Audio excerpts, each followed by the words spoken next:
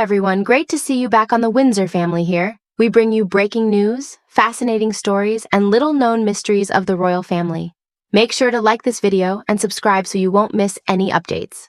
When Kate Middleton first entered the royal family, her position was far from secure, her voice still soft and cautious amid the weight of centuries-old traditions. She was the new duchess in a world that judged every blink, every hemline, every breath. And standing in her way was not a political rival, but her stepmother-in-law, the cunning and calculating Camilla. From the very beginning, Camilla made her feelings clear. She may have worn her smile like a mask, but beneath it lay a quiet cruelty. One of her earliest rules for Kate was simple yet merciless. No flat shoes. It sounded trivial, but in truth it was a subtle act of control, a way to make the young duchess stumble, both literally and metaphorically. Camilla, who loathed anything that reminded her of Diana, wanted to see Diana's daughter-in-law falter in front of the cameras, her composure cracking under pressure. What she didn't anticipate, however, was that Kate was far cleverer than she appeared. Her secret weapon was hidden in plain sight, inside her heels. Have you ever noticed that Kate wears high heels even when pregnant, walking with the same poise as if she were floating across the ground? That's because most of her shoes are custom-made, designed by craftsmen who take precise measurements of her feet to create a perfect balance between elegance and comfort.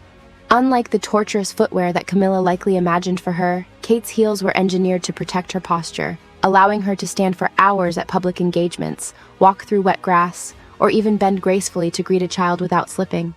She even had small cushions sewn inside the soles for added support, an innovation Camilla's generation would never think of. Then came her second secret: anti-slip tights. Royal protocol requires women to wear hosiery, but Kate took that rule and made it her advantage. The tights she wears have silicone grips on the soles, preventing her feet from sliding inside her shoes. While others might fidget or wobble, she remains composed, as if gravity itself bends to her will. The third weapon, perhaps the most formidable, was training. Long before the wedding bells rang, Kate had spent nearly a decade preparing herself, not just emotionally, but physically. She practiced walking, sitting, and even climbing stairs in heels for hours, mastering the art of balance.